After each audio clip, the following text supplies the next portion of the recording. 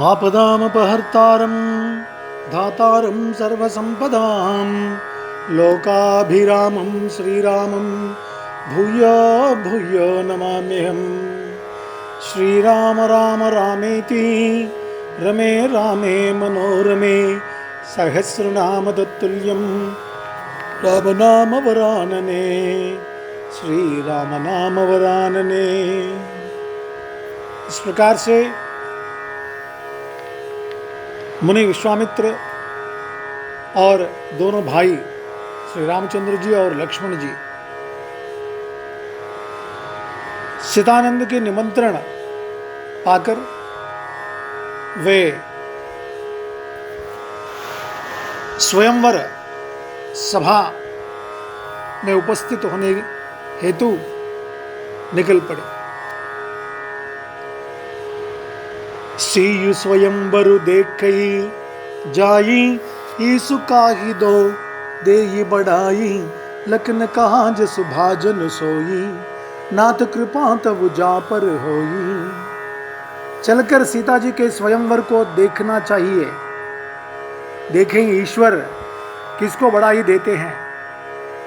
लक्ष्मण जी ने कहा, हे नाथ, जिस पर आपकी कृपा होगी वही बढ़ाई का पात्र होगा। धनुष तोड़ने का श्रेय उसी को प्राप्त होगा। इस श्रेष्ठ वाणी को सुनकर सब मुनि प्रसन्न हुए। सभी ने सुख मानकर आशीर्वाद दिया। फिर मुनियों के समूह सहित कृपालु श्री रामचंद्र जी धनुष यज्ञशाला देखने चले। रंग भूमि आए दो भाई असि सुधि सब पुरबासिन पाई चले सकल गृह काज बिसारी बाल जुबान जरट नर नारी। दोनों भाई रंगभूमि में आए हैं। ऐसी खबर जब सब नगर निवासियों ने पाई तब बालक जवान बूढ़े स्त्री पुरुष सभी घर और कामकाज को भुलाकर चल दिए। देखी जनक वीर भय भारी सुचि सेवक सब लिए हंकारी तुरत सकल लोगन पहि जाहू आसन उचित देहु सब काहू। जब जनक जी ने देखा कि बड़ी भीड़ हो गई है तब उन्होंने सब विश्वास पात्र सेवकों को बुलवा लिया और कहा, तुम लोग तुरंत सब लोगों के पास जाओ और सब किसी को यथा योग्य आसन दो। कही मृदु वचन विनीत तिन्ह बैठारे नर नारी उत्तम मध्यम नीच लघु निज निज तल अनुहारी। उन सेवकों ने कोमल और नम्र वचन कहकर उत्तम मध्यम नीच और लघु ये चारों श्रेणियों के स्त्री पुरुषों को अपने अपने योग्य स्थान पर बैठाया। राजकुंवर ते ही अवसर आए मनहु मनोरथा तन छाये गुण सागर नागर बर बीरा सुंदर श्यामल गौर शरीरा। उसी समय राजकुमार यानी कि राम और लक्ष्मण वहां आए। मानो साक्षात मनोहरता ही उनके शरीरों पर छा रही हो। सुंदर सांवला और गोरा उनका शरीर है। वे गुणों के समुद्र चतुर और उत्तम वीर हैं। राज समाज विराज तरुरे उड़गन मुहजन जुग विधु पूरे जिन्ह के रही भावना जैसी प्रभु मूर्ति तिन देखी तैसी। वे राजाओं के समाज में ऐसे सुशोभित हो रहे हैं मानो तारागणों के बीच दो पूर्ण चंद्रमा हो। अन्य टिमकते हुए टिमटिमाते हुए तारों के बीच में अत्यंत देदीप्यमान प्रकाश पुंज के समान दोनों भाई दो पूर्ण चंद्रमा हो ऐसे विराजमान थे, जिनकी जैसी भावना थी प्रभु की मूर्ति उन्होंने वैसी ही देखी। जो जिनके मन में जो भावना होती है उसी प्रकार से भगवान दिखाई पड़ने लगते हैं। वह राजाओं के समाज में ऐसे सुशोभित हो रहे हैं मानो तारागणों के बीच दो पूर्ण चंद्रमा हो। महान रणधीर श्री रामचंद्र जी के रूप को ऐसा देख रहे हैं मानो स्वयं वीर रस शरीर धारण किए हुए हो। नवरसों में से वीर रस या वीर रस अगर शरीर धारण किया हो, जिस प्रकार से दिखाई पड़ता है श्री रामचंद्र जी उसी तरह दिखाई पड़ रहे थे। वीर रस का संपूर्ण रूप ऐसे दिखते थे श्री राम जी। कुटिल राजा प्रभु को देखकर डर गए, मानो बड़ी भयानक मूर्ति हो। जिसके मन में कुटिल है, कुटिल भाव है, चल प्रपंच कपट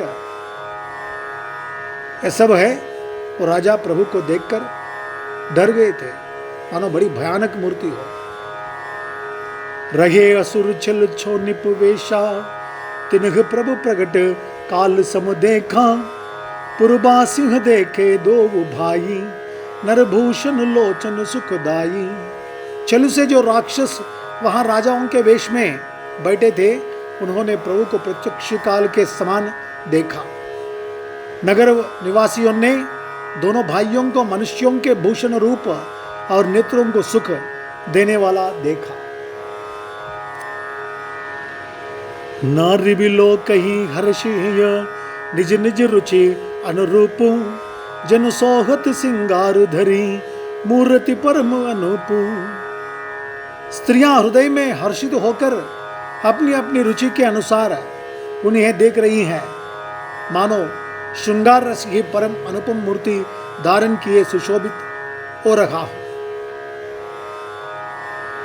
स्त्रियां मन ही मन हर्षित होकर अपनी अपनी रुचि के अनुसार श्री राम जी को देख रही हैं, मानो स्वयं श्रृंगार रस, श्रृंगार रस अगर रूप धारण कर लिया होता तो जिस प्रकार से उसका रूप बनता है, रसीला बनता है, परम अनुपम मूर्ति धारण किए सुशोभित हो रहे हो श्री रामचंद्र जी, ऐसा दिखाई पड़ रहे थे। विदूषण प्रभु विराटमय दिशा बहुमुख कर पगलोचन सीसा जनक जाति अवलोक ही कैसे सजन सगे प्रिय लागे जैसे। विद्वानों को प्रभु विराट रूप में दिखाई दिए, जिसके बहुत से मुंह, हाथ, पैर, नेत्र और सिर हैं। जनक जी के सजातीय, जनक जी के परिवार के सदस्य प्रभु को किस तरह कैसे प्रिय रूप में देख रहे हैं, जैसे सगे सजन, सगे संबंधी प्रिय लगते हैं, उसी प्रकार से देख रहे थे। सहित विदेह बिलो कहीं रानी शिशु सम प्रीति न जाति बखानी जोगिन परम तत्वमय भाषा शांत शुद्ध सम सहज प्रकाशा। जनक समेत रानियां उन्हें अपने बच्चे के समान देख रही हैं। उनकी प्रीति का वर्णन नहीं किया जा सकता है। उनका प्रेम जो उनके दिलों में उमड़ रहा था, उसका वर्णन नहीं हो सकता। योगियों को वे शांत, शुद्ध, सम और स्वतंत्र प्रकाश, स्वतः प्रकाश, अपने आप स्वयं प्रकाश, परम तत्व के रूप में दिखे। हरि भगतन देख दो वो भ्राता इष्ट देव इव सब सुख दाता राम ही चितव भाय जे ही सिया सो सनेहु सुख नहीं कतनिया। हरिभक्तों ने दोनों भाइयों को, जिन्हें सज्जन संत लोग हैं, साधु लोग, दोनों भाइयों को सब सुखों के देने वाले इष्ट देव के समान देखा। सीता जी जिस भाव से श्री रामचंद्र जी को देख रही हैं, वह स्नेह और सुख तो कहने में ही नहीं आता। उस स्नेह और सुख का वे हृदय में अनुभव कर रही हैं, पर वे भी उसे कह नहीं सकती। फिर कोई कवि उसे किस प्रकार कह सकता है? इस प्रकार जिसका जैसा भाव था उसने कौशलाधीश श्री रामचंद्र जी को वैसा ही देखा।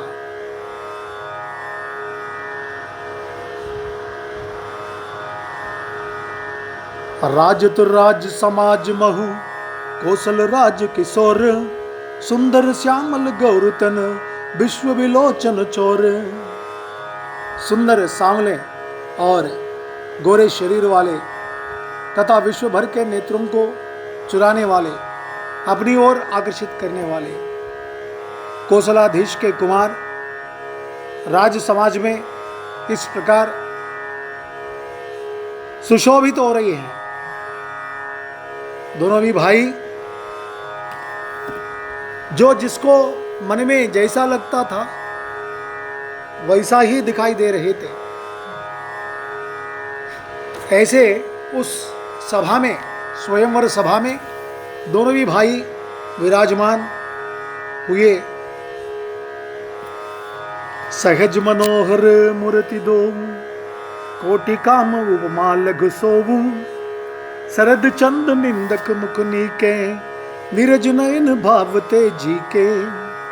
दोनों मूर्तियां स्वभाव से ही बिना किसी बनाव, बिना किसी बनावट के, श्रृंगार के, अधिक श्रृंगार नहीं था। आजकल तो शादी बोले तो, विवाह बोले तो ब्यूटी पार्लर जाते हैं, मनमानी श्रृंगार करके आते हैं। लेकिन उस जमाने में रामचंद्र जी स्वाभाविक रूप से सुंदर थे, उनको कोई आवश्यकता नहीं थी ब्यूटी पार्लर जाने की। इतने सुंदर दिखाई पड़ रहे थे, मन को हरने वाली थी उनकी सुंदरता। करोड़ों कामदेवों की उपमा तुलना नहीं कर सकते थे, उनके लिए तुच्छ थे। उनके सुंदर मुख शरद पूर्णिमा के चंद्रमा की भी निंदा करने वाले, उसे नीचे दिखाने वाले हैं। और कमल के समान नेत्र मन को बहुत ही भाते हैं। कमल नयन, राजीव नेत्र, राम जी के पर्यायवाची उनके कमल, उनके नयन जो है कमल नयनों के समान, कमल के पंखुड़ियों के समान।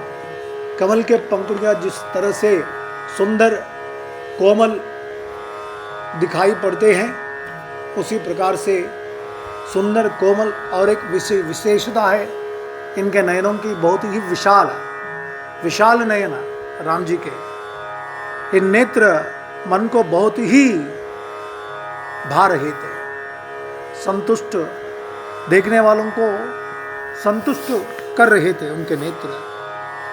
चितवनी चार मार मनोहरनी, भावती हृदय जाति नहीं बरनी। कल कपोल श्रुति कुंडल लोला, चिबकु अदर सुंदर मृद बोला। सुंदर चितवन सारे संसार के मन को हरने वाले, कामदेव के भी मन को हरने वाली है। वह हृदय को बहुत ही प्यारी लगती है, पर उसका वर्णन नहीं किया जा सकता। सुंदर गाल है, कानों में चंचल झूमते हुए कुंडल है, ठोड़ी और अधर यानी कि ओंठ है, सुंदर है, कोमल वाणी है। इस प्रकार से मुख में जितने भी अंग हैं वो पूरे के पूरे इतने सुंदर, कोई चित्रकार चित्र उतारा हो ऐसे सुंदर और सुकोमल विशिष्ट पूर्वक अंग थे उनके। कुमुद बंधु कर निंदक हासा, भ्रुकुटी विकट मनोहर नासा। भाल विशाल तिलक जल काही, कछ बिलो की अल अवल लजाही। हंसी चंद्रमा की किरणों का तिरस्कार करने वाली है। राम जी की जो मुस्कान है वो तो चंद्रमा की किरणों का तिरस्कार करने वाली है। चंद्रमा की किरणें राम जी के मुस्कान के सामने कुछ भी काम नहीं आते हैं। बौंगे टेढ़ी, उनकी जो बौंगे हैं धनुष के समान टेढ़ी हैं और नासिका मनोहर है। ऊंचे चौड़े ललाट पर तिलक झलक रहे हैं, दीप्तिमान हो रहे हैं। काले घुंघराले बालों को देखकर भंवरों की पंक्तियां भी लजा जाती हैं। पीत चौतनी सिर नहीं सुहाई, कुसुम कली बिच बीच बनाई। रेखे रुचिर कंब कल गीवा, जनु त्रिभुवन सुषमा की सेवा। पीली चौकोनी टोपियां सिरों पर सुशोभित है, जिनके बीच बीच में फूलों की कलियां बनाई हुई है। शंख के समान सुंदर गोल गले में मनोहर 3 रेखाएं हैं, जो मानो तीनों लोकों की सुंदरता की सीमा को बता रही है। ऐसे स्वाभाविक रूप से 3 लोकों की सुंदरता की रेखाएं हो, सीमाएं हो, ऐसे नजर आ रहे थे। कुंजर मणिकंठा कलित पुरिन तुलसी का माला। वृषभ कंद के हरिठवनी, बल निधि बाहु विशाला। हृदयों पर गजमुक्तों के सुंदर कंठे और तुलसी की मालाएं सुशोभित है। उनके कंधे बैलों के कंधे की तरह ऊंचे तथा पुष्ट है। एंड यानी कि खड़े होने की शान जो है सिंह की सी है, और भुजाएं विशाल एवं बल की भंडार है। हृष्टपुष्ट थे दोनों भाई। राजकुमार जिस प्रकार से होना था, उनसे भी कई गुण अधिक सुंदर और हृष्टपुष्ट उनकी छवि थी। कटितु नीर पीत पट बांधे, करसर धनुष बाम वर कांधे। पीतु जग्योप बीत सुहाये, नकसिक मंजु महाच विछाये। कमर में तरकस और पीतांबर बांधे हैं, दाहिने हाथों में बाण और बाएं सुंदर कंधों पर धनुष तथा पीले यज्ञोपवीत जनेऊ सुशोभित है। नख से लेकर शिखा तक सब अंग सुंदर है, उन पर महान शोभा छाई हुई है। देख लोग सब भये सुखारे, एक टक लोचन चलत न तारे। उन्हें देखकर सब लोग सुखी हुए, नेत्र एकटक निमेष शून्य है, और तारे पुतलियां भी नहीं चलते। जनक जी दोनों भाइयों को देखकर हर्षित हुए।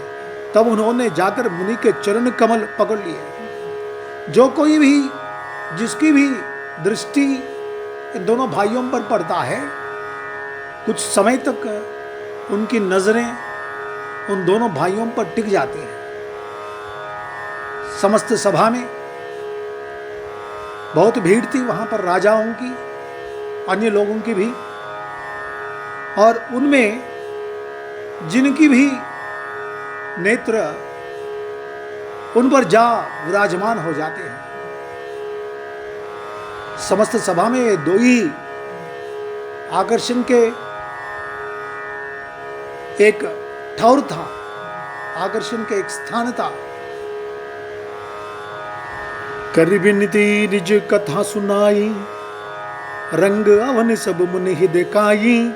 जगह जगह जाय कुंवर बर दो, तह तह चकित चितवत सब को। इस प्रकार से जनक जी दोनों भाइयों को देखकर हर्षित हुए। तब उन्होंने जाकर मुनि के चरण कमल पकड़ लिए और विनती करके अपनी कथा सुनाई और मुनि को सारी रंगभूमि यज्ञशाला दिखाई। मुनि के साथ दोनों श्रेष्ठ राजकुमार जहां जहां जाते हैं वहां वहां सब कोई आश्चर्यचकित हो दोनों भाइयों को देखने लगे। निज निज रूप राम ही सब देखा, को न जान कछ मरम विशेषा, भली रचना मुनि नृपुम सन कहेऊ, राजा मुदित महासुख लयहु। सबने राम जी को अपनी अपनी ओर ही मुख किए हुए देखा, परंतु इसका कुछ भी विशेष रहस्य कोई नहीं जान सका। मुनि ने राजा से कहा, रंगभूमि की रचना बड़ी सुंदर है। विश्वामित्र जैसे निस्पृह विरक्त और ज्ञानी मुनि से रचना की प्रशंसा सुनकर राजा प्रसन्न हुए और उन्हें बड़ा सुख मिला। सब मंचन ते मंच एक, सुंदर बिसद विशाल, मुनि समेत दो बंधु तहाँ, बैठा रे महिपाल। सब मंचों से एक मंच अधिक सुंदर, उज्जवल और विशाल था। स्वयं राजा ने मुनि सहित दोनों भाइयों को उस पर बैठाया। एक विशेष मंच जो इन दो भाइयों के लिए और मुनि विश्वामित्र के लिए बनवाया था, वहां पर इनको सुखासीन करवाया। प्रभु को देखकर सब राजा हृदय में ऐसे हार गए, निराश एवं उत्साहहीन हो गए, जैसे पूर्ण चंद्रमा के उदय होने पर तारे प्रकाशहीन हो जाते हैं। चंद्रमा अपने प्रकाश को देदीप्यमान करती है, जब निकल आती है तो सभी तारे अपने आप, उनके जो प्रकाश अपने आप कम हो जाती है। उसी प्रकार से अन्य राजाओं का प्रकाश भी कुछ कम हो गया, उत्साह कुछ कम हो गया। राम जी उस आसन पर बैठने मात्र से ही उनके तेज को देखकर सबके मन में ऐसा विश्वास हो गया कि रामचंद्र जी ही धनुष को तोड़ेंगे, इसमें संदेह नहीं। सभी लोग हार स्वीकार कर लिए। राम जी की सुंदरता को देखकर, उनकी हृष्ट पुष्टता को देखकर, उनके शरीर की बनावट को देखकर, इधर उनके रूप को देखकर सबके मन में यह निश्चय हो गया कि शिव जी के विशाल धनुष को जो संभव है न टूट सके, बिना तोड़े भी सीता जी श्री रामचंद्र जी के ही गले में जयमाल डालेंगी, अर्थात दोनों तरह से ही हमारी हार होगी और विजय श्री रामचंद्र जी के हाथ रहेगी। जो सोचकर वे कहने लगे, हे भाई, ऐसा विचार कर यश, प्रताप, बल और तेज गंवाकर अपने अपने घर चलो। शिव धनुष कोई तोड़े या ना तोड़े, ना टूटने पर भी अगर सीता जी को स्वयं वर को चुनने के लिए कहा गया, सीता जी निस्संदेह ही वरमाला श्री रामचंद्र जी के गले में ही डालेगी, ऐसा लोग सोच रहे थे और एक दूसरे से कहने लगे थे कि अरे भाई, अभी कहाँ, हम तो हार गए, चलो घर वापस चलो, ऐसा कहने लगे थे। उनके मन में ऐसी भावना उत्पन्न होने लगी थी। बिहन से अपर भूप सुनिबानी, जे अभिवेक अंध अभिमानी, तो रघु धनुष ब्याहुआ वगाहा, बिन तोरे को कुंवरी बिहाहा। दूसरे राजा जो अविवेक से अंधे हो रहे थे और अभिमानी थे, यह बात सुनकर बहुत हंसे। उन्होंने कहा, धनुष तोड़ने पर भी विवाह होना कठिन है, फिर बिना तोड़े तो राजकुमारी को ब्याह ही कौन सकता है? बिना तोड़े राजकुमारी तो कौन ब्याह सकता है?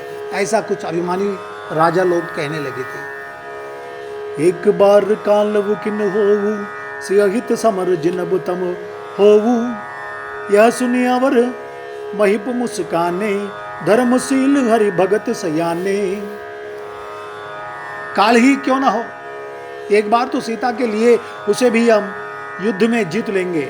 या घमंड की बात सुनकर दूसरे राजा जो धर्मात्मा, हरिभक्त और सयाने थे, मुस्कुराए। जो राम जी को देखकर समझ गए, वे लोग मुस्कुराए इनकी बातों को सुनकर। उन्होंने कहा, राजाओं के गर्व दूर करके श्री रामचंद्र जी सीता जी को ब्याहेंगे। महाराज दशरथ के रण में बांके पुत्रों को युद्ध में तो जीत ही कौन सकता है। व्यर्थ मरहु जनी गाल बजाई, मन मोद कन्ही की भूख बुताई। सिख हमारी सुन परम पुनीता, जगदम्बा जानहु जिय सीता। गाल बजाकर व्यर्थ ही मत मरो, मन के लड्डुओं से भी कहीं भूख बुझती है। मन में लड्डुओं का विचार आ गया, उसकी खुशबू आने लगी तो क्या भूख मिट जाती क्या? हमारी परम पवित्र निष्कपट सीख को सुनकर सीता जी को अपने जी में साक्षात जगत जननी समझो। उन्हें पत्नी रूप में पाने की आशा एवं लालसा छोड़ दो और श्री रघुनाथ जी को जगत का पिता परमेश्वर विचार कर नेत्र भरकर उनकी छवि देख लो। ऐसा अवसर बार बार नहीं मिलेगा। सुंदर सुख देने वाले और समस्त गुणों की राशि ये दोनों भाई शिवजी के हृदय में बसने वाले हैं।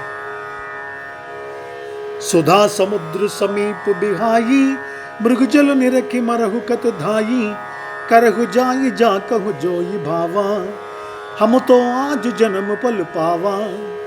समीप आए हुए भगवत दर्शन रूप अमृत के समुद्र को छोड़कर तुम जगत जननी जानकी को पत्नी रूप में पाने की दुराशा रूप मिथ्या मृगजल को देखकर दौड़कर क्यों मरते हो? मृग तृष्णा जहां पानी दिखाई नहीं पड़ती है, केवल एक भ्रमित हो जाते हैं, भ्रम में पड़कर भागते हैं पानी पीने की आशा से। कभी कभी ऐसा दिखाई पड़ता है मृग तृष्णा में, कहीं सुदूर दूर प्रांत में पानी बह रही है, अब पानी समझकर वह नजदीक जाते हैं तो पानी वहां पर नहीं मिलती है। उसी तरह दुराशा यानी कि जगत जननी जानकी को पत्नी के रूप में पाने की प्राप्त करने की या दुराशा जो है मृग तृष्णा के समान है, वो नहीं मिलने वाली है। फिर जिसको जो अच्छा लगे वही जाकर करो। हमने तो श्री रामचंद्र जी के दर्शन करके आज जन्म लेने का फल पा लिया है। हमने भगत दर्शन पाकर जन्म सार्थक बना लिया है। बस हम धनुष भंग करने के लिए नहीं, बल्कि राम जी को देखने के लिए आगे देख लिया और मन तृप्ति से भर गया। जो जानते थे राम जी के बारे में और वे लोग ऐसे ही कहकर निकल पड़े। ऐसा कहकर अच्छे राजा प्रेममग्न होकर श्री राम जी का अनुपम रूप देखने लगे। मनुष्यों की तो बात ही क्या, देवता लोग भी आकाश से विमानों पर चढ़े हुए दर्शन कर रहे हैं और सुंदर गान करते हुए फूल बरसा रहे हैं।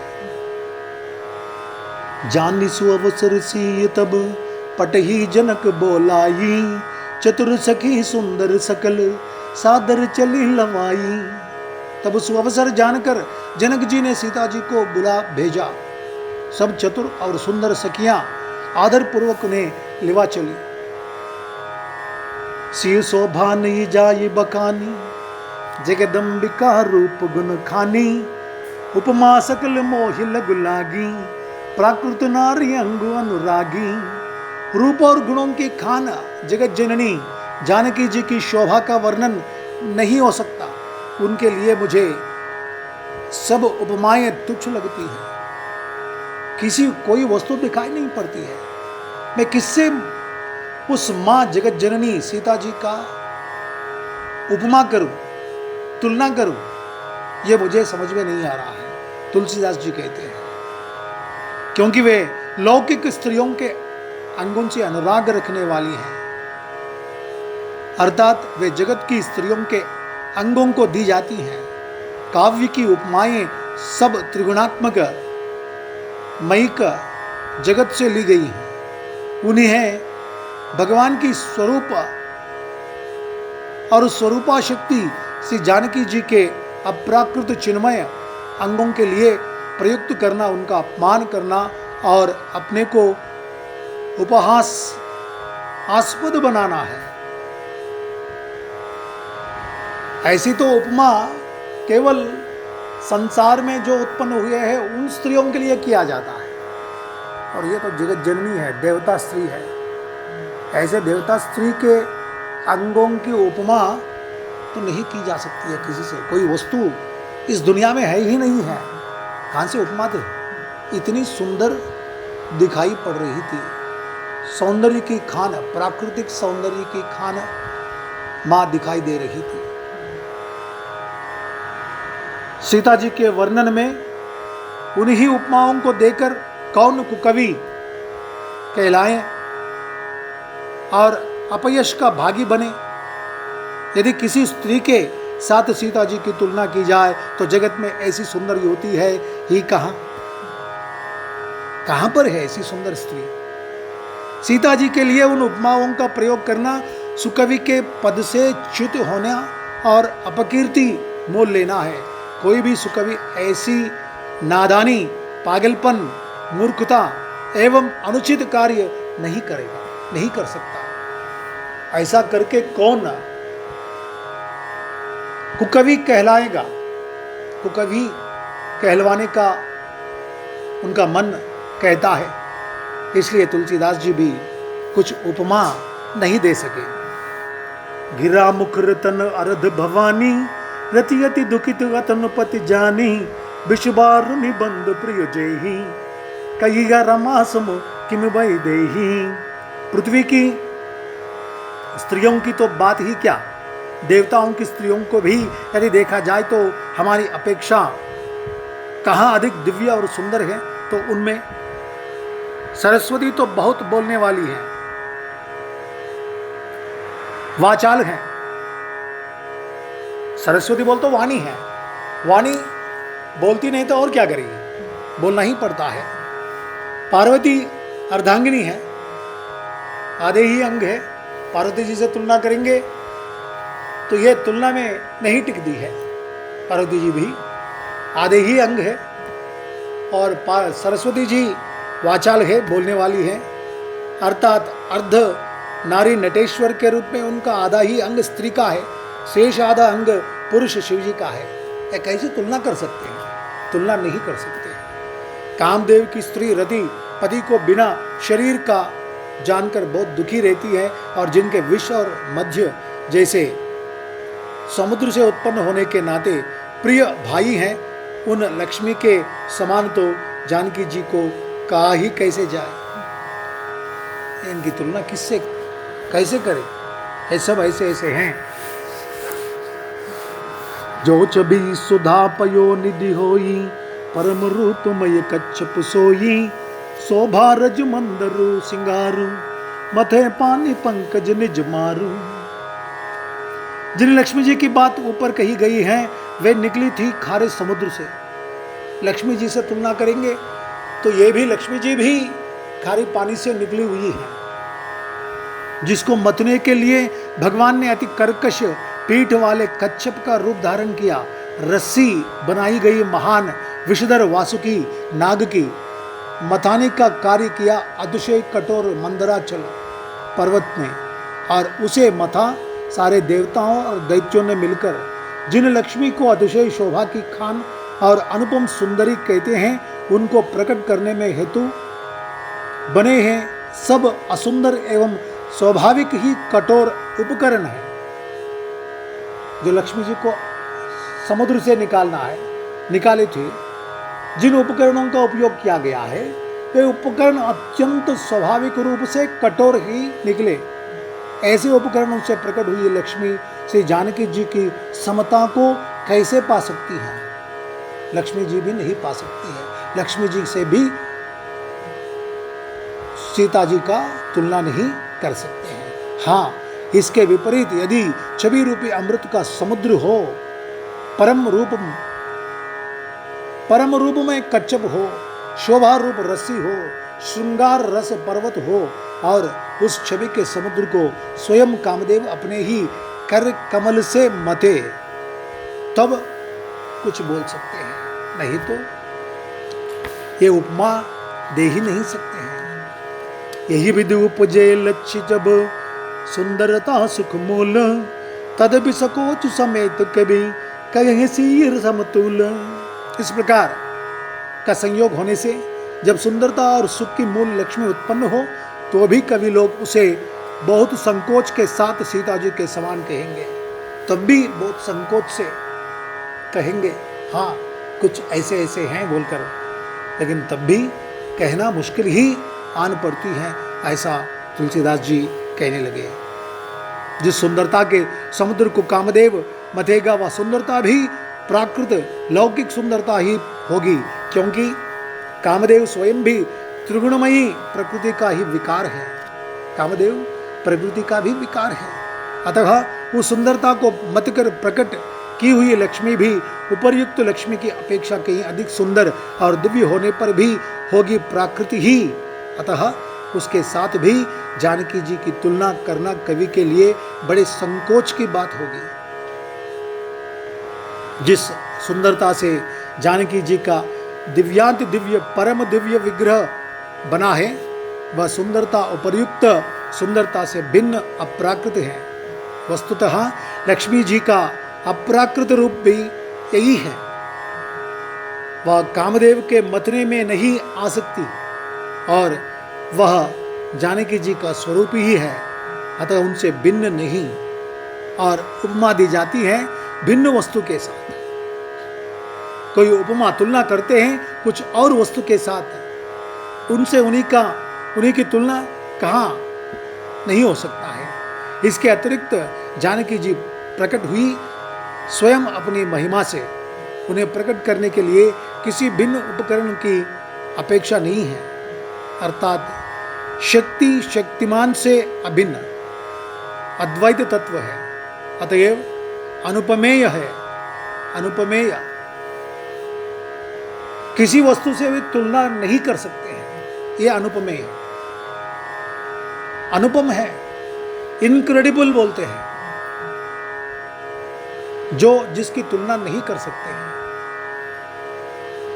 सीता जी ही की तरह है। सीता जी ऐसी है, कमल की तरह है, फूलों की तरह है, या बादलों की तरह है, या हंसनी की तरह है, ये पूरा व्यर्थ है। सीता जी किसी और वस्तु की तरह नहीं है। सीता जी सिर्फ सीता जी ही हो सकती है, ऐसा वर्णन, यही गूढ़ दार्शनिक तत्व, समझे, अद्वैत तत्व, दूसरा कोई और नहीं है, बस एक ही यूनिक सीता जी ही है। तत्व भक्त शिरोमणि कवि ने इस अभूतोपमाल अलंकार के अभूत उपमालंकार के द्वारा बड़ी सुंदरता से व्यक्त किया है। अभूत उपमालंकार यानी जो उपमा रहित है, ये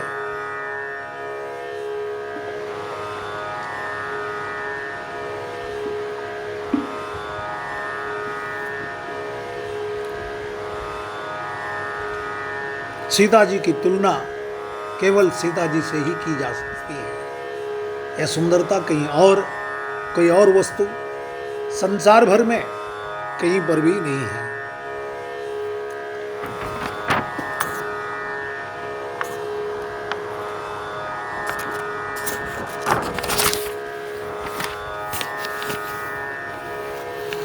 सयानी सखियां सीता जी को साथ लेकर मनोहर वाणी से गीत गाती हुई चली। सीता जी के नवल शरीर पर सुंदर साड़ी सुशोभित है। जगत जननी की महान छवि अतुलनीय है। भूषण सकल सुदेश सुहाये, अंग अंग रच सकिन बनाए, रंग भूमि जब सी पगधारी, देखी रूप मोहे नर नारी। सब आभूषण अपनी अपनी जगह पर सुशोभित है, जिन्हें सखियों ने अंग अंग में भली भांति सजाकर पहनाया है। जब सीता जी ने रंगभूमि में पैर रखा तब उनका दिव्य रूप देखकर स्त्री पुरुष सभी मोहित हो गए, आश्चर्यचकित हो गए। एक कहीं किसी और लोक से इस धरती पर नहीं जन्मी हो, इस धरती पर से नहीं आई हो, ऐसी कोई अलौकिक सुंदरता, इस लोक की सौंदर्य नहीं है ये, ऐसा सभी लोग आश्चर्यचकित हो गए, मोहित हो गए। हर्षि सुर नहु दुंदुबी बजाई, बरषि प्रसून अपचरा गाई, पानी सरोज सोख जयमाला, अब चट चित ये सकल बुहाला। देवताओं ने हर्षित होकर नगाड़े बजाए और पुष्प बरसाकर अप्सराएं गाने लगी। सीता जी के कर कमलों में जयमाला सुशोभित है। सब राजा चकित होकर अचानक उनकी ओर देखने लगे। सीय चकित चित राम ही चाहा, बये मोख बस सब नर नाहा, मुनि समीप देखे दो भाई, लगे ललकी लोचन निधि पाई। सीता जी चकित चित्त से श्री राम जी को देखने लगी।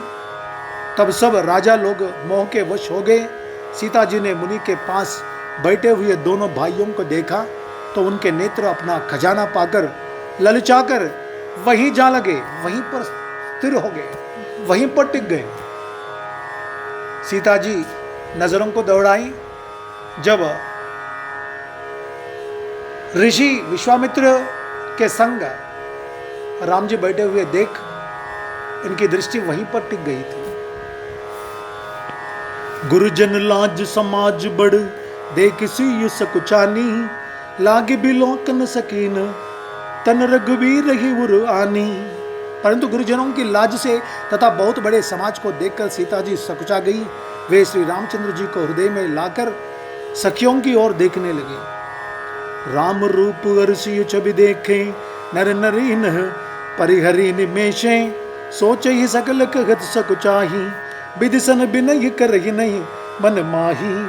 श्री रामचंद्र जी का रूप और सीता जी की छवि देखकर स्त्री पुरुषों ने पलक मारना छोड़ दिया। सब एक टक उन्हीं को देखने लगे। सभी अपने मन में सोचते हैं पर कहते हैं, सकुचाते हैं, मन ही मन वे विधाता से विनय करते हैं। हर विधि बेग जनक जड़ताई, मति हमारी अस देह सुहाई, बिन विचार पन तजी नर नाहू, श्री राम कर करे विबाहु। हे विधाता, जनक की मूढ़ता को शीघ्र हर लीजिए। जनक भी पागल हो गए। क्या ये पागलपन से ये शिव धनुर्भंग स्वयंवर में रखा? राम जी को देखते ही शादी विवाह कर देना था, ये क्यों रखा है? ऐसा बोलकर मन में विचार करने लगे थे, मन में बोलने लगे थे। और हमारी ही ऐसी सुंदर बुद्धि उन्हें दीजिए कि जिससे बिना ही विचार किए राजा अपना प्रण छोड़कर सीता जी का विवाह राम जी से कर दे। बिना धनुष को तोड़े ही सीता जी का विवाह कर दे। हम जो विचार कर रहे हैं, हम जो हमारी बुद्धि से विचार करते हैं, हमारी बुद्धि राजा को दे दे, अपने हट छोड़ दें, ऐसा सोचने लगे थे। संसार उन्हें भला कहेगा क्योंकि यह बात सब किसी को अच्छी लगती है। हट करने से अंत में भी हृदय जलेगा। सब लोग इसी लालसा में मग्न हो रहे हैं कि जानकी जी के योग्य वर तो यह सांवला ही है।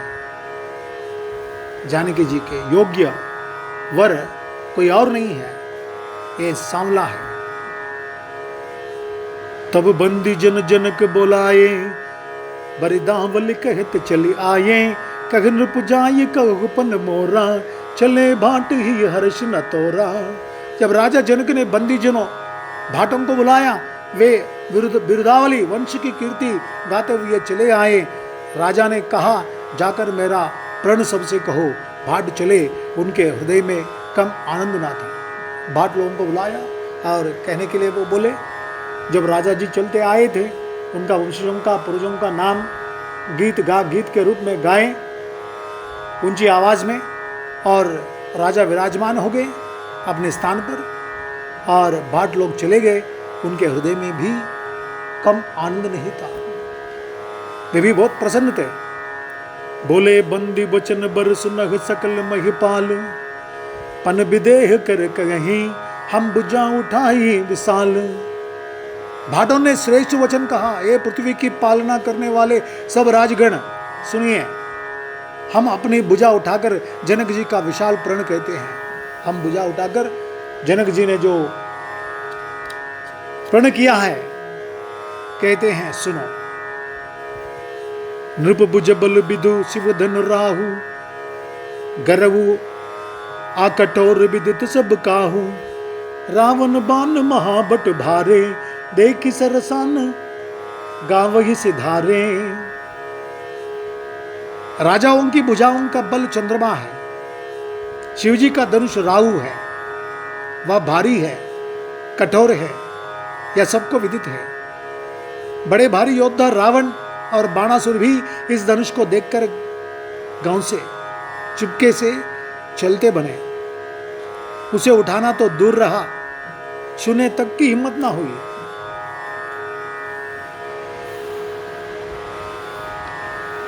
राजाओं की भुजाओं का बल चंद्रमा है, शिवजी का धनुष राहु समान है।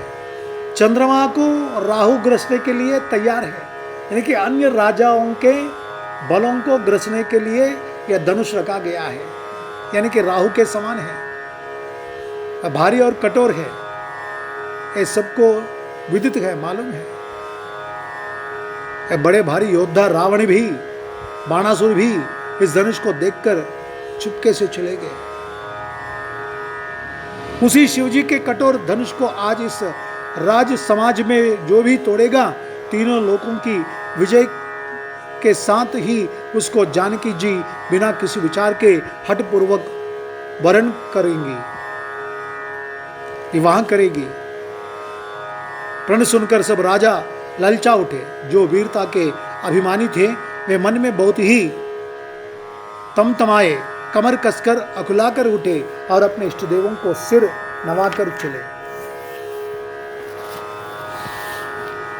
वे तमककर बड़े ताव से शिवजी के धनुष की ओर देखते हैं और फिर निगाह जमाकर उसे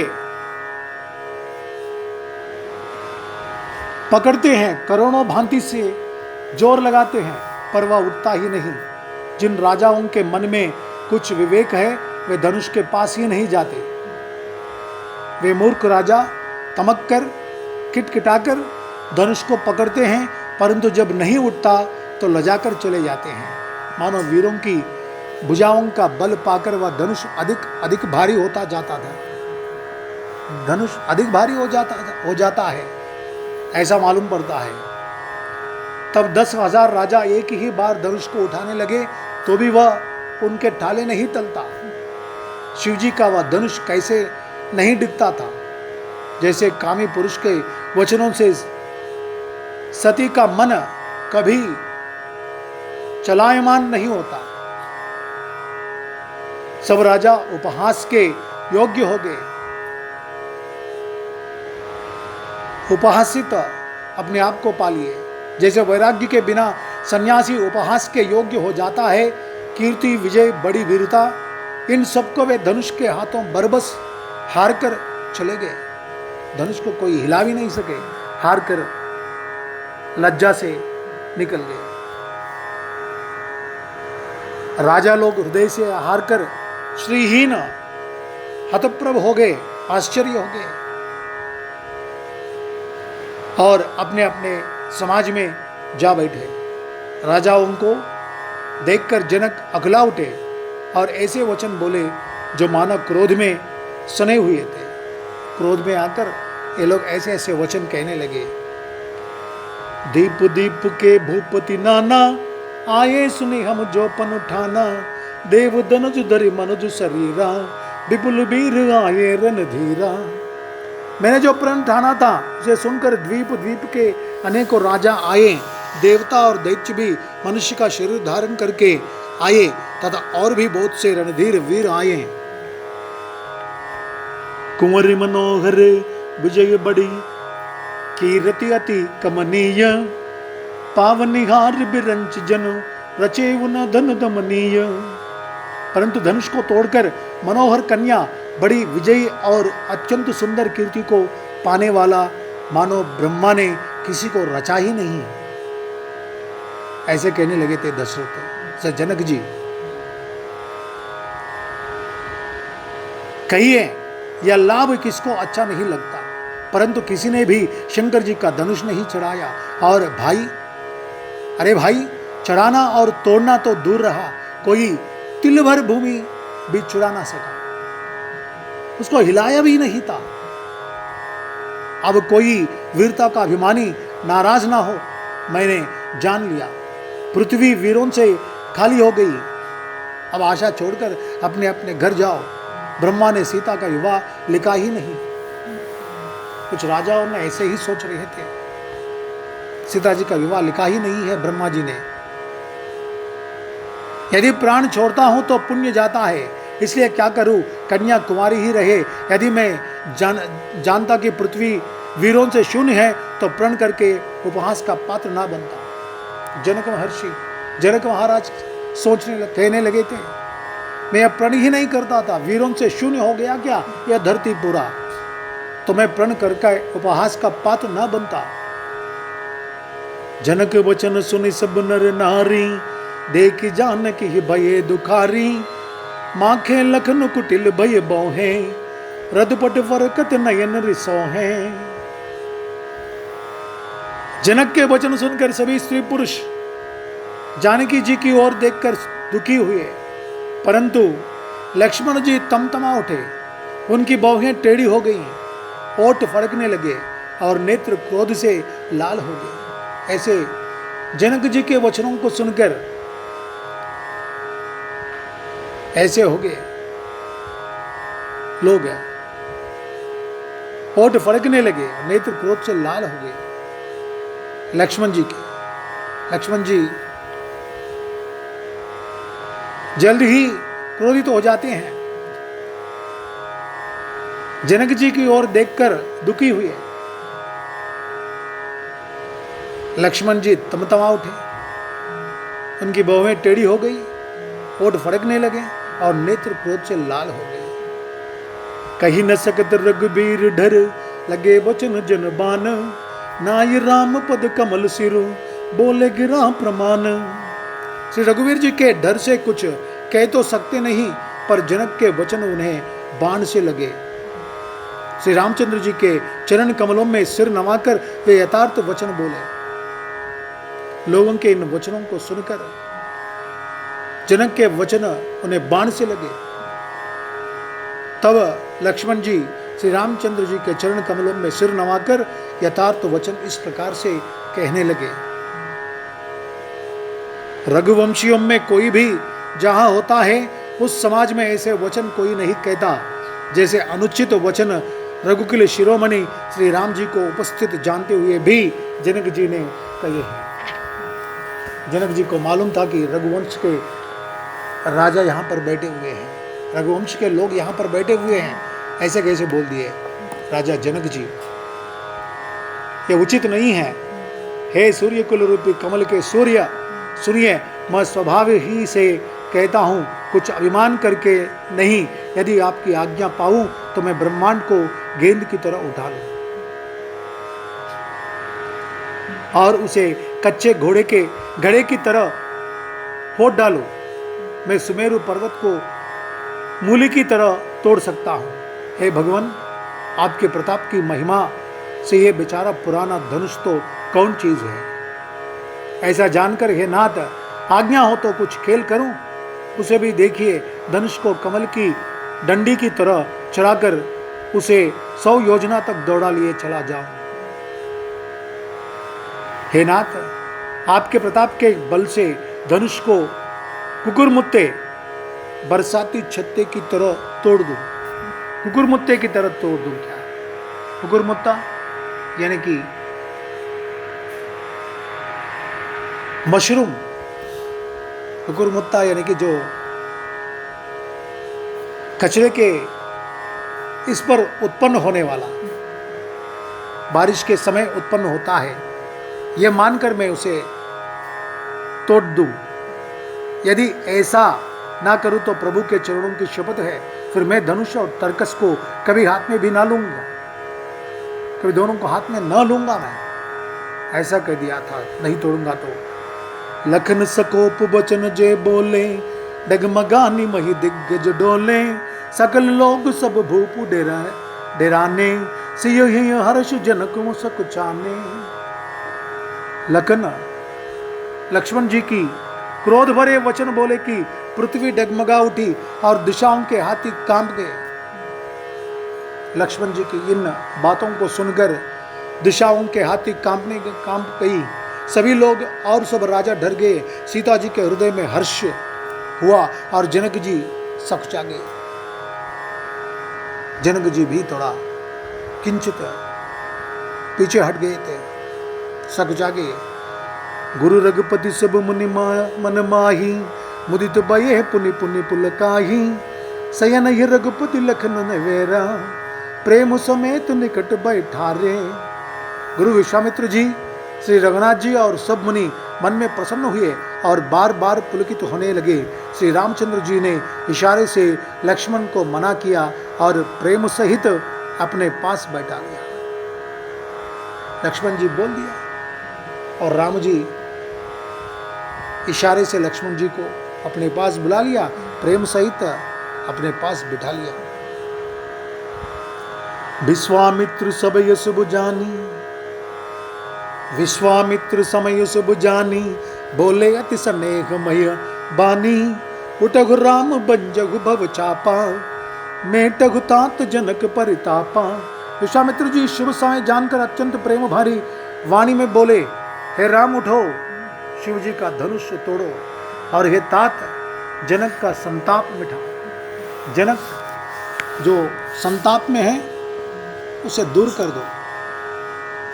सुनि गुरु वचन चरण सिर नावा, हर्ष विषाद न कचुर भावा, ठाडे भये उठी सहज सुभाये, ठवन जुबा मृगराज लजाये।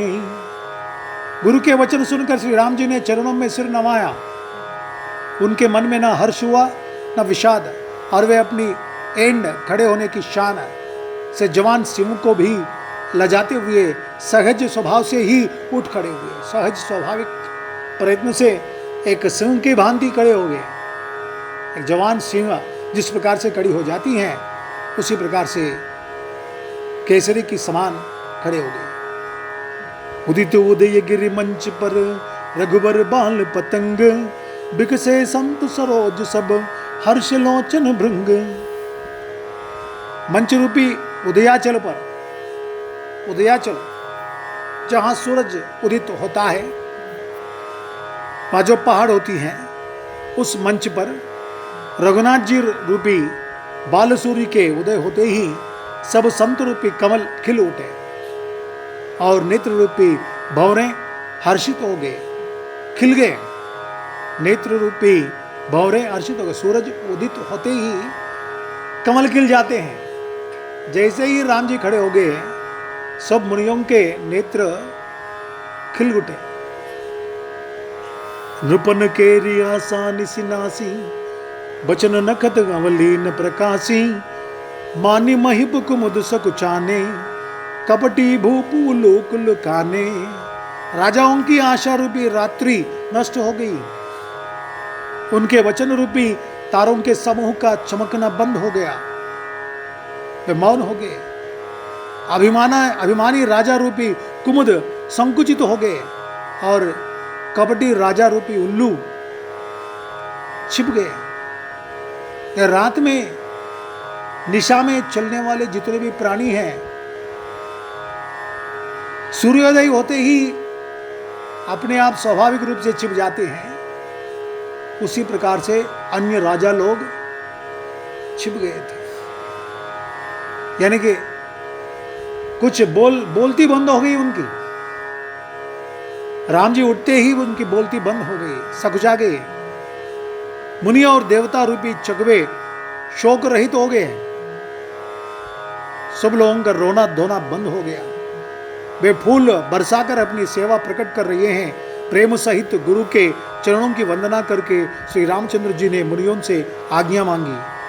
सभी से आज्ञा पाकर गुरु के चरण कमलों को पखार कर वंदना करके, सहजंग चले सकल जग स्वामी, मत मंज बर कुंजर गामी, चलत राम सब पुर नर नारी, पुलक पूरी तन भये सुखारी। समस्त जग के स्वामी श्री रामचंद्र जी सुंदर मत वाले श्रेष्ठ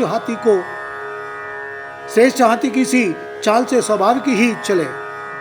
श्री रामचंद्र जी के चलते ही नगर भर के सब स्त्री पुरुष सुखी हो गए और उनके शरीर रोमांच से भर गए।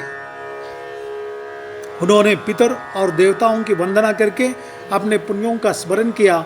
यदि हमारे पुण्यों का कुछ भी प्रभाव हो तो ये गणेश गोसाई रामचंद्र जी शिव जी के धनुष को कमल की डंडी की भांति तोड़ डाले। राम ही प्रेम समेत लखी, सकिन समीप बुलाई, सीता मातु सनेह बस, बचन कहि बिलखाई। श्री रामचंद्र जी को वात्सल्य प्रेम के साथ देखकर और सखियों को समीप बुलाकर सीता जी की माता स्नेहवश बिलख कर बिलाप करती हुई सी ये वचन बोली। सखी सब कौतुक देख निहारे, जेव कहावत ही तू हमारे, को न बुझाई कही गुरु पाही, ये बालक असिहट बल नाही। हे सखी, ये जो हमारे हितु कहलाते हैं वे भी सब तमाशा देखने वाले हैं। कोई भी इनके गुरु विश्वामित्र जी को समझाकर नहीं कहता कि ये बालक हैं, ये राम जी बालक हैं। इनके लिए ऐसा हट अच्छा नहीं। जो धनुष रावण और बाण जैसे जगत विजयी वीरों के हिलाए ना हिल सका, उसे तोड़ने के लिए मुनि विश्वामित्र का राम जी को आज्ञा देना और राम जी का उसे तोड़ने के लिए चल देना, रानी को हट जान पड़ा। इसलिए वे कहने लगी कि गुरु विश्वामित्र जी को कोई समझाता भी नहीं। क्या इतने बलवान जगत विख्यात लोग प्रयत्न करने पर भी तोड़ा भी नहीं हिलने वाला यह धनुष, राम तो बच्चा है। वह प्रेमवश राम के बारे में जानती नहीं है। वह प्रेम पाश में पढ़कर ऐसे बोलने लगी। क्या विश्वामित्र जी भी, महामुनि भी, गुरु विश्वामित्र भी नहीं? भनक लगा उनको राम जी के बारे में, ऐसा सोचने लगे। रावण बाण छुआ नहीं चापा, हारे सकल भूप कर दापा, सोधन राज कुंवर कर देही, बाल मराल की मंदर लेही। रावण और बाणासुर ने जिस धनुष को छुआ तक नहीं और सब राजा घमंड करके हार गए, वही धनुष इस सुकुमार राजकुमार के हाथ में दे रहे हैं। हंस के बच्चे भी कहीं मंदराचल पहाड़ उठा सकते हैं। और तो कोई समझा कर कहे या नहीं, राजा तो बड़े समझदार और ज्ञानी हैं, उन्हें तो गुरु को समझाने की चेष्टा करनी चाहिए थी। परंतु मालूम होता है राजा का भी सारा सयानापन समाप्त हो गया। हे सगी, विधाता की गति कुछ जानने में नहीं आती। यों कहकर रानी चुप हो रही। तब एक चतुर राम जी के महत्व को जानने वाली सखी कोमल वाणी से बोली, हे रानी, तेजवान को देखने में छोटा होने पर भी छोटा नहीं गिनना चाहिए। तेजवान को दिखता ऐसा है, लेकिन कार्य बड़े बड़े कार्य हो सकते हैं, ऐसा नहीं कहना चाहिए, कहकर रानी से कोमल वाणी में बोलनी है। कहाँ गड़े से उत्पन्न होने वाले मुनि अगस्त्य और कहाँ अपार समुद्र, किंतु उन्होंने उसे सोख लिया जिसका सुयश सारे संसार में छाया हुआ है। सूर्यमंडल देखने छोटा लगता है, पर उसके उदय होते ही तीनों लोकों का अंधकार भाग जाता है। मंत्र परम लघु जासु बसु, विधि हरिहर सुर सर्ब, महामत गजराज कहूँ, बस कर अंकुश करब। जिसके वश में ब्रह्मा विष्णु शिव और सभी देवता हैं, वह मंत्र अत्यंत छोटा होता है।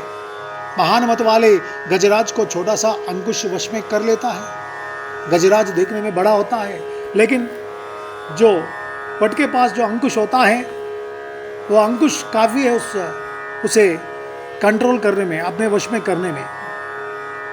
काम कुसुम धनुषायक लिनहे, सकल भुवन अपने बस किन्हे, देवी तजीव संसव अस जानी, बंजब धनुष राम सुन रानी, कामदेव ने फूलों का ही धनुष बाण लेकर समस्त लोगों को अपने वश में कर रखा है। हे देवी, ऐसा जानकर संदेह त्याग दीजिए। हे रानी सुनिए, रामचंद्र जी धनुष को अवश्य ही तोड़ेंगे। सखी वचन सुनी भय परतीति, मिठा विषाद बड़ी अति प्रीति। सखी के वचन सुनकर रानी को श्री राम जी के सामर्थ्य के संबंध में विश्वास हो गया।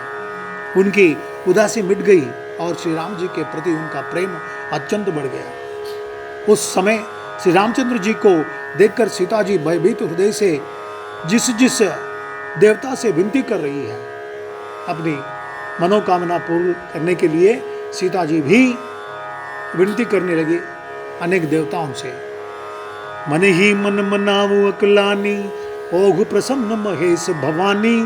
करहु सफल आपन सेवकाई, करही तु करहु चाप गरु आई।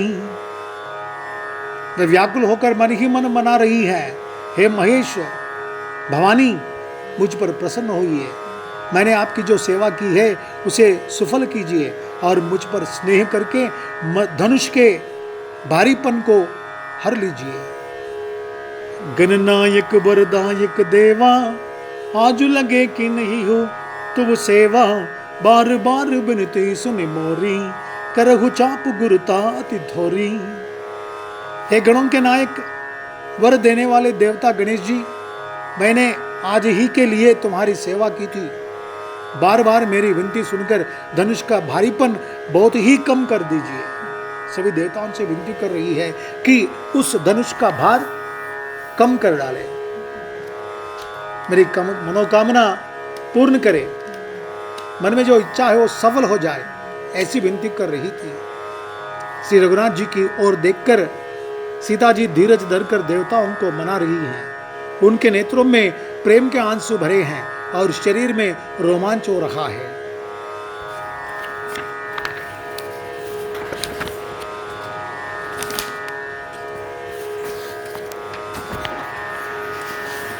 अच्छी तरह नेत्र भरकर श्री राम जी की शोभा देखकर फिर पिता के प्रण का स्मरण करके सीता जी का मन शुद्ध हो उठा। मन ही मन कहने लगी, अहो, पिताजी ने बड़ा ही कठिन हठ ठाना है, वे लाभ हानि कुछ भी नहीं समझ रहे हैं। कभी एक बार सीता जी के मन में ऐसा भी लग गया था। मंत्री डर रहे हैं, इसलिए कोई उन्हें सीख भी नहीं देता।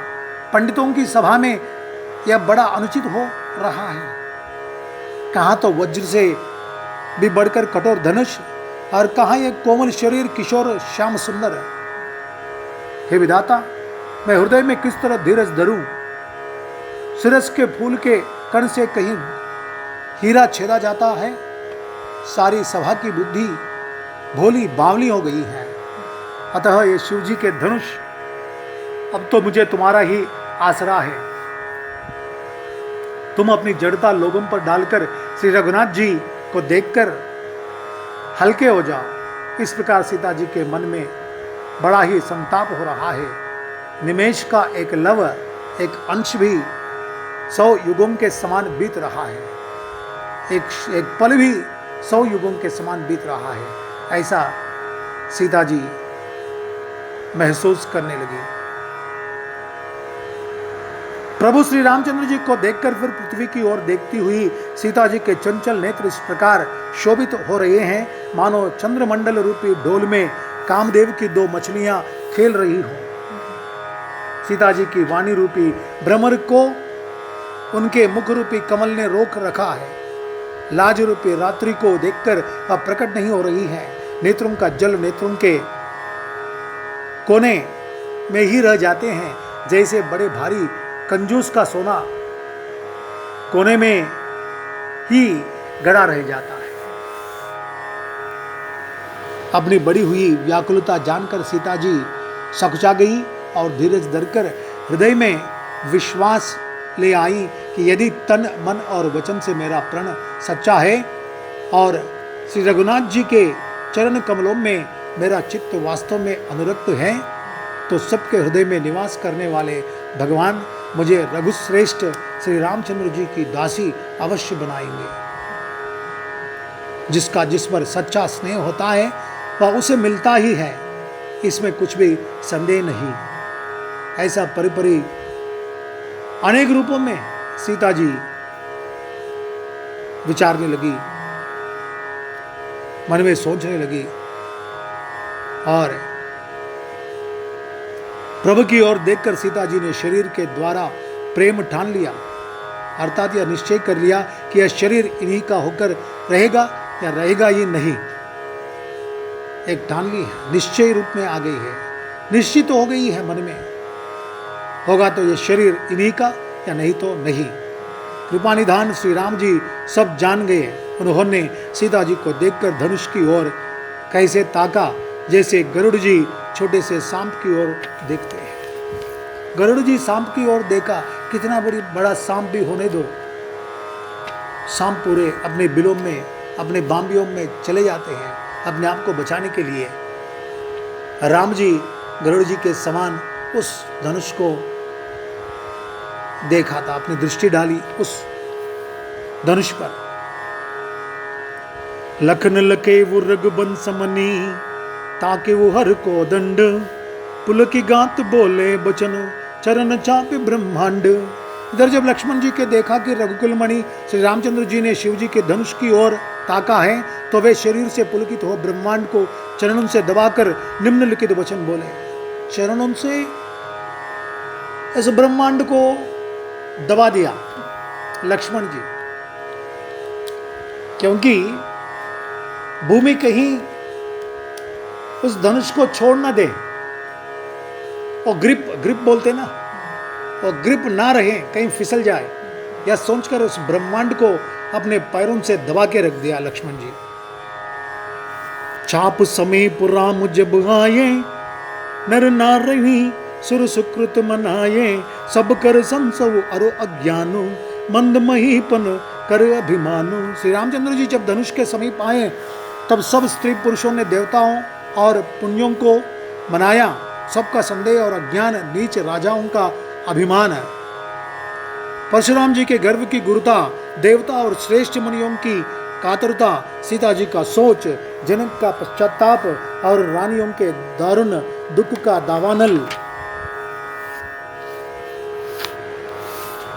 शंभु, यह सब शिवजी के धन रूपी बड़े जहाज को पाकर समाज बनाकर उस पर जा चढ़े।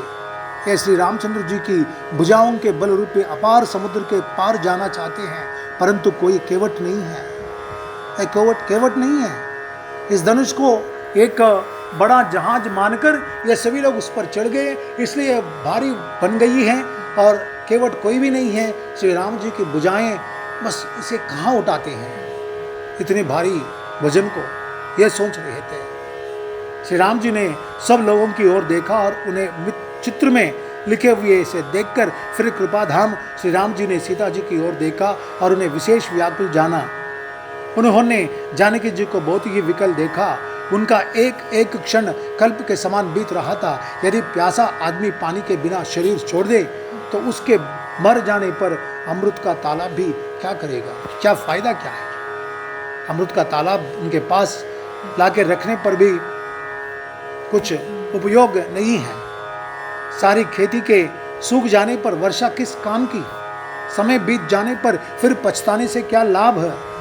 जी में ऐसा समझकर श्री राम जी ने जानकी जी की ओर देखा और उनका विशेष प्रेम लगकर यानी कि देखकर वे पुलकित हो गए।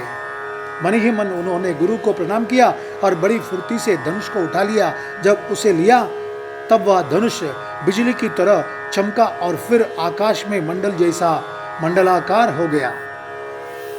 लेते, चढ़ाते और जोर से खींचते हुए किसी ने नहीं लखा, अर्थात ये तीनों काम इतनी फुर्ती से हुए कि धनुष को कब उठाया, कब चढ़ाया और कब खींचा इसका किसी को पता नहीं लगा।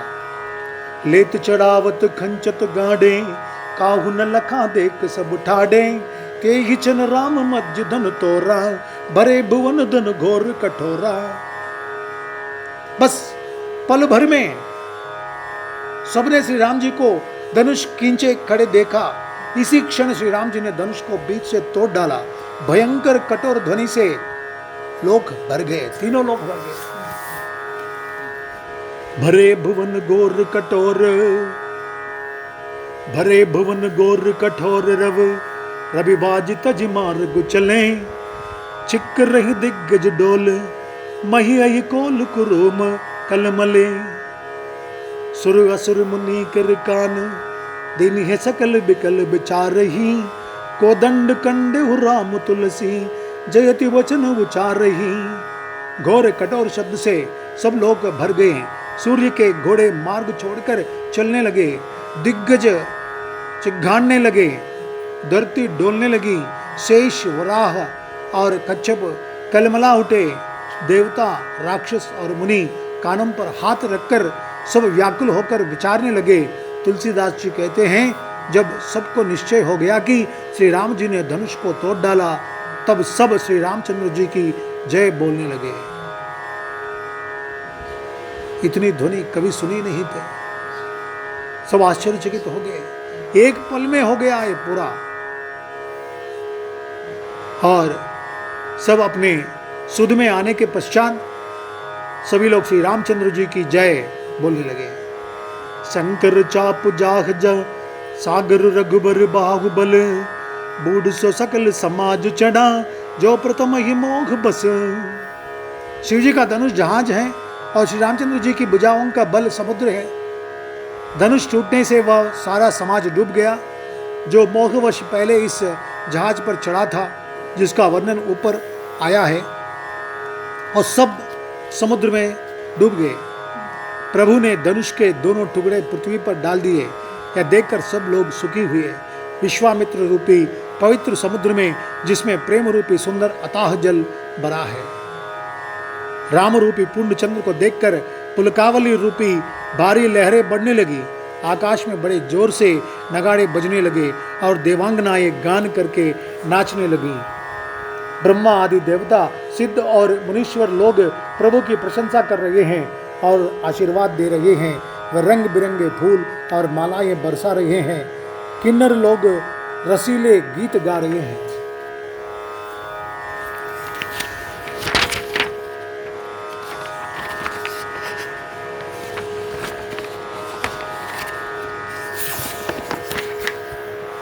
सारे ब्रह्मांड में जय जयकार की ध्वनि आ गई, छा गई थी, जिसमें धनुष टूटने की ध्वनि जान ही नहीं पड़ती।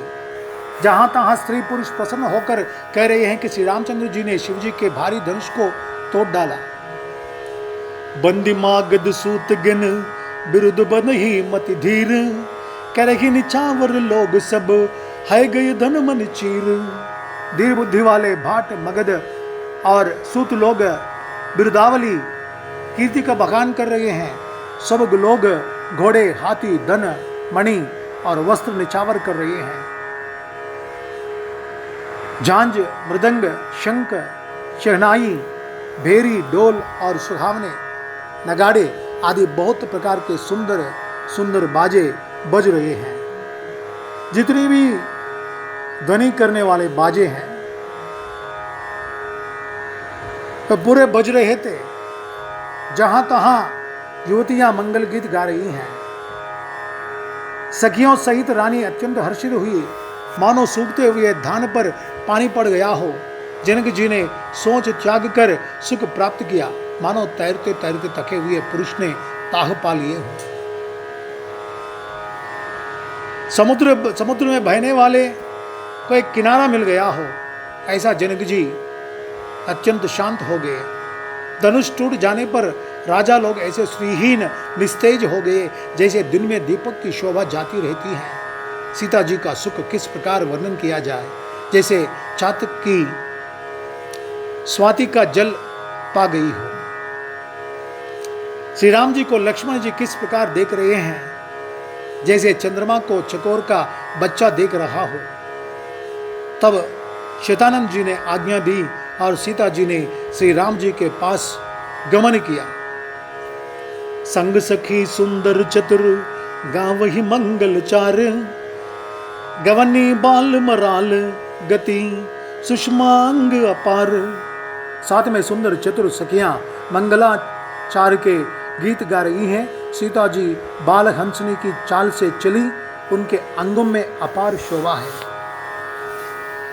सखियों के बीच में सीता जी कैसे शोभित हो रही है, जैसे बहुत सी छवियों के बीच में महाछवि हो। कर कमल में सुंदर जयमाला है, जिसमें विश्व विजय की शोभा छाई हुई है। सीता जी के शरीर में संकोच है, पर मन में परम उत्साह है। उनका यह गुप्त प्रेम किसी को जान नहीं पड़ रहा है। समीप जाकर श्री राम जी की शोभा देखकर राजकुमारी सीता जी चित्र में लिखी सी रह गई। चतुर सखीन की कहा बुझाई, पहिरावहु जयमाल सुहाई, सुनत जुगल कर माल उठाई, प्रेम विवश पहिराई न जाई। चित्र के समान खड़ी हो गई थी सीता जी। राम जी की सुंदर को बहुत पास से नजदीक से देखकर निश्चल खड़ी हो गई थी, चित्र के समान। चतुर सखी ने यह दशा देखकर समझा कर कहा, सुहावनी जयमाला पहना हो। यह सुनकर सीता जी ने दोनों हाथों से माला उठाई, पर प्रेम के विवश होने से पहनाई नहीं जाती। उठाई लेकिन उनसे पहनाई नहीं जा रही थी। सोगत जनु जुग जलज सनाला, ससी ही सभी तु देत जयमाला, गावही चबी अवलोकी सहेली, सी जयमाल राम उर्मेली। उस समय उनके हाथ ऐसे सुशोभित हो रहे हैं मानो डंडियों सहित दो कमल चंद्रमा को डरते हुए जयमाला दे रहे हो। इस छवि को देखकर सखियां गाने लगी। तब सीता जी ने श्री राम जी के गले में जयमाला पहना दी। सभी सखियां जब गीत गाने लगे, आग्रह करने लगे जयमाला पहनाने के लिए, सीता जी जब जयमाला उठाई थी, उस जयमाला को राम जी के गले में डाल दी। रघुवर उर जयमाल देखी, देव बरस ही सुमन, सकुचे सकल बुआल जन, बिलों की रवि कुमुद गन। श्री रघुनाथ जी के उदय पर जयमाला देखकर देवता फूल बरसाने लगे। समस्त राजागण इस प्रकार सकुचा गए मानो सूर्य को देखकर कुमुदों का समूह सिकुड़ गया हो। नगर और आकाश में बाजे बजने लगे। दुष्ट लोग उदास हो गए और सज्जन लोग सब प्रसन्न हो गए। देवता, किन्नर, मनुष्य, नाग और मुनीश्वर जय जयकार करके आशीर्वाद दे रहे हैं। देवताओं की स्त्रियां नाचती गाती हैं। बार बार हाथों से पुष्पों की अंजलियां छूट रही हैं। जहां तहां ब्राह्मण वेद ध्वनि कर रहे हैं और भाट लोग बिरुदावली कुल कीर्ति बखान कर रहे हैं। पृथ्वी, पाताल और स्वर्ग तीनों लोकों में यश फैल गया है। श्री रामचंद्र जी ने धनुष तोड़ दिया और सीता जी को वरण कर लिया। नगर के नर नारी आरती कर रहे हैं और अपनी पूंजी हैसियत को भुलाकर निछावर कर रहे हैं। सामर्थ्य से भी बहुत अधिक उस राम जी पर कुर्बान कर रहे थे, उनको चढ़ा रहे थे। श्री सीता राम जी की जोड़ी ऐसी सुशोभित हो रही है मानो सुंदरता और श्रृंगार से एकत्र हो गए हैं। सखियां कह रही हैं, सीते स्वामी के चरण छुओ, किंतु सीता जी अत्यंत भयभीत हुई उनके चरण नहीं छूती हैं, स्पर्श नहीं करती हैं। गौतमती गति सुरती करी नहीं पर सती पग पानी, मन बिहसे रघुबंशी मनी प्रीति अलौकिक जानी। गौतम जी की स्त्री अहल्या की गति का स्मरण करके सीता जी श्री राम जी के चरणों को हाथों से स्पर्श नहीं कर रही हैं। सीता जी की अलौकिक प्रीति जानकर रघुकुल मन श्री रामचंद्र जी मन में हंसे।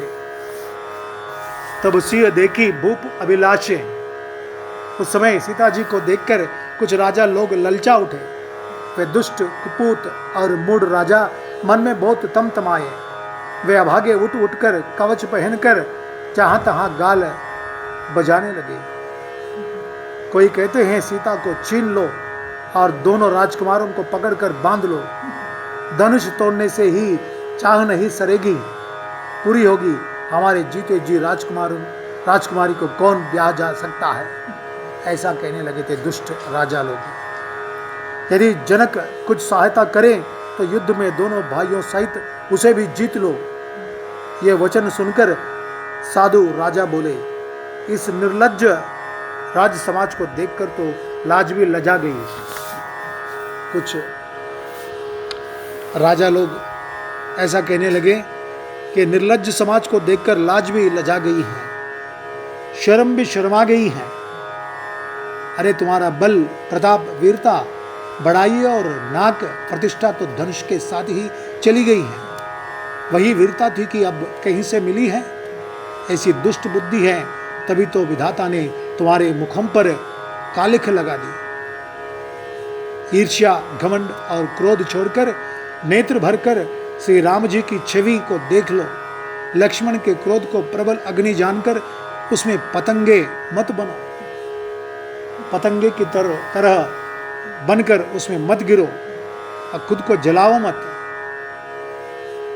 जैसे गरुड़ का भाग कौवा चाहे, सिंह का भाग खरगोश चाहे, बिना कारण ही क्रोध करने वाला अपनी कुशल चाहे, शिवजी से विरोध करने वाला सब प्रकार की संपत्ति चाहे, लोभी, लालची, सुंदर कीर्ति चाहे, कामी मनुष्य निष्कलंकता चाहे तो क्या पा सकते हैं।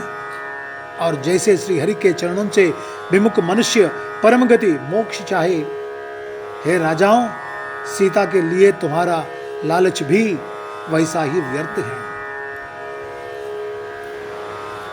कोलाहल सुनकर सीता जी शंकित हो गई। तब सखियां उन्हें वहां ले गई जहां रानी सीता जी की माता थी। श्री रामचंद्र जी मन में सीता जी के प्रेम का बखान करते हुए स्वाभाविक चाल से गुरु जी के पास चले।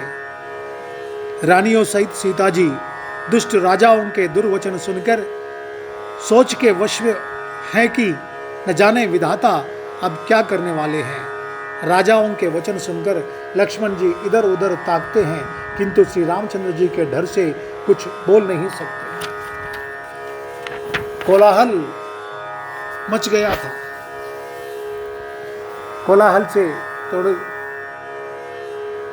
थोड़ा सा भयभीत हो सीता जी अपने माता जी के पास चली गई और राम जी भी गुरु जी के पास आकर खड़े हो गए। लक्ष्मण जी क्रोधित हो गए, लेकिन अपने भाई के डर से वहीं पर खड़े हो गए थे। उनके नेत्र लाल और भव्य टेढ़ी हो गई और वे क्रोध से राजाओं की ओर देखने लगे। मानो मतवाले हाथियों का झुंड देखकर सिंह के बच्चे को जोश आ गया। लक्ष्मण जी ऐसे हो गए। खलबली देखकर जनकपुर की स्त्रियां व्याकुल हो गई और सब मिलकर राजाओं को गालियां देने लगी। उसी मौके पर शिवजी के धनुष का टूटना सुनकर भृगुकुल रूपी कमल के सूर्य परशुराम जी आए। उस कोलाहल में परशुराम जी को मालूम हो गया था कि शिव धनुर्भंग हो गया। गुरु जी के धनुष किसी ने तोड़ दिया, यह मालूम हो गया उनको। और परशुराम जी वहां पर आने लगे। देख मही पुसकल सुकुचाने, बांझ जट पुजन लवा लुकाने, गौरी शरीर भूति बल भ्राजा, भाल विशाल त्रिपुंड विराजा। इन्हें देखकर सब राजा सकुचा गए। सभी लोग राजा इन्हें देखते ही चुप हो गए, मानो बाज के झपटने पर बटेर लुक छिप गए हों। गौरे शरीर पर विभूति भस्म बड़ी फब रही है और विशाल ललाट पर त्रिपुंड विशेष शोभा दे रहा है, क्योंकि हजारों बार परशुराम जी ने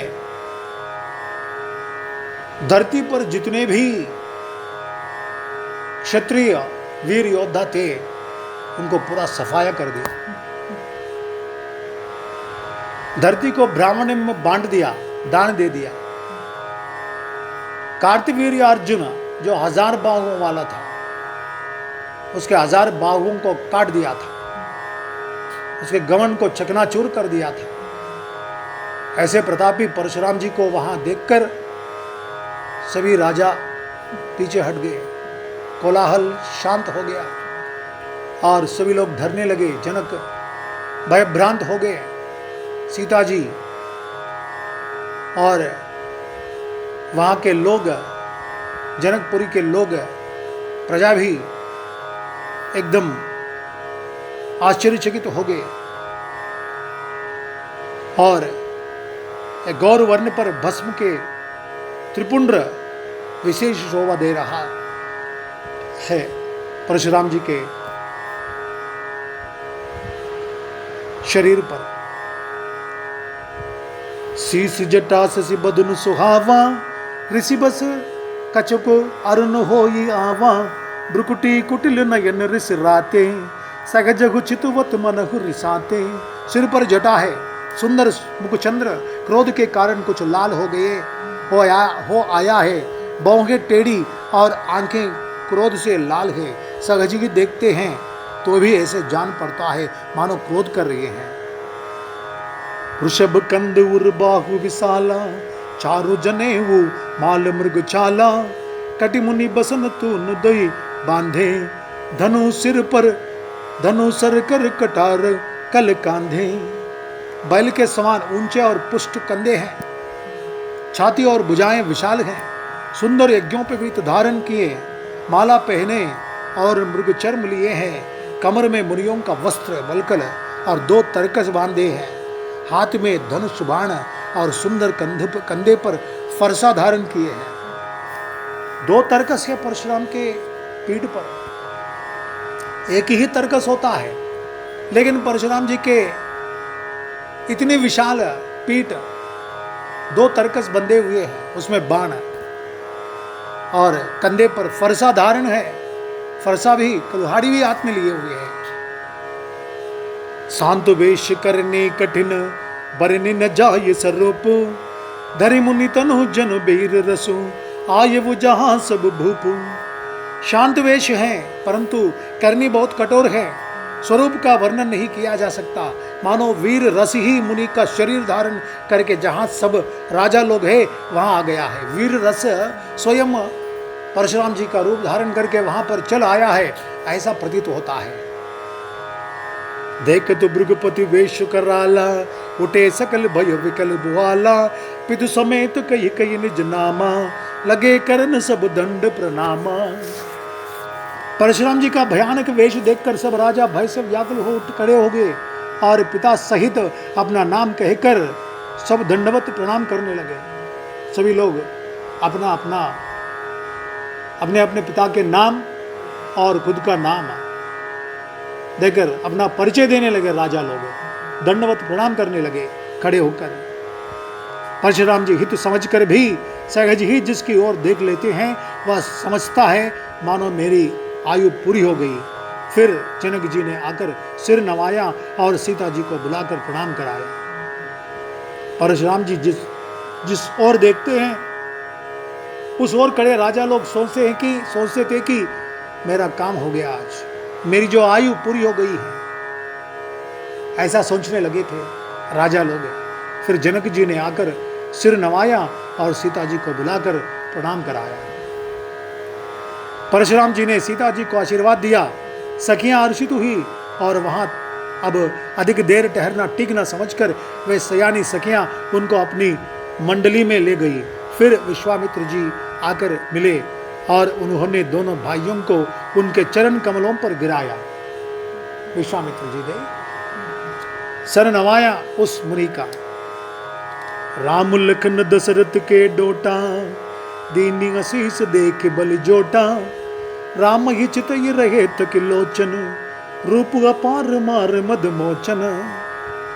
विश्वामित्र जी ने कहा, हे राम और लक्ष्मण राजा दशरथ के पुत्र हैं। उनकी सुंदर जोड़ी देखकर परशुराम जी ने आशीर्वाद दिया।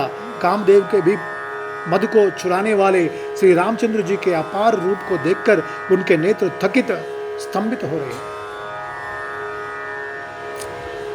बहुरी विलोक विदेह सन, कगु काहुगत भीर, पूछत जानी अजान जिमी, व्यापे वो कोप शरीर। फिर सब देखकर जानते हुए भी अनजान की तरह जनक जी से पूछते हैं कि कहो यह बड़ी भारी भीड़ कैसी है। उनके शरीर में क्रोध छा गया है, बहुत गुस्से में आकर ये बड़ी भीड़ कहाँ से है, कैसी है, ये क्यों आए हैं ये पूरा। समाचार कही जनक सुनाए, जेहि कारण महीप सब आए। सुनत वचन फिर अनत निहोरे, देख चाप खंड मही ढारे। जिस कारण सब राजा आए थे, राजा जनक ने वे सब समाचार कह सुनाए। जनक के वचन सुनकर परशुराम जी ने फिर कर दूसरी ओर देखा तो धनुष के टुकड़े पृथ्वी पर पड़े हुए दिखाई दिए। अत्यंत क्रोध में भरकर वे कठोर वचन बोले, रे मूर्ख जनक, बता तो धनुष किसने तोड़ा? उसे शीघ्र दिखा, नहीं तो अरे मूढ़, आज मैं जहां तक तेरा राज्य है वहां तक की पृथ्वी उलट दूंगा। राजा को अत्यंत डर लगा, जिसके कारण वे उत्तर नहीं देते। यह देखकर कुटिल राजा मन में बड़े प्रसन्न हुए। देवता, मुनि, नाग और नगर के स्त्री पुरुष सभी सोच करने लगे, सबके हृदय में बड़ा भय है। मन पछताति सी मगतारी, विधि अब संवरी बात बिगारी। भृगुपति कर स्वभाव सुनि सीता, अरध निमेष कल्प समबीता। सीता जी की माता मन में पछता रही है कि हाय, विधाता ने अब बनी बनाई बात बिगाड़ दी। परशुराम जी का स्वभाव सुनकर सीता जी को आधा क्षण भी कल्प के समान बीतने लगा। सभय बिलो के लोग सब जान की भीर, हृदय न हर्ष विषाद कछु, बोले श्री रघुवीर। तब श्री रामचंद्र जी सब लोगों को भयभीत देखकर और सीता जी को डरी हुई जानकर बोले। उनके हृदय में ना कुछ हर्षता न विषाद। जय बोलो सिया रामचंद्र भगवान की जय।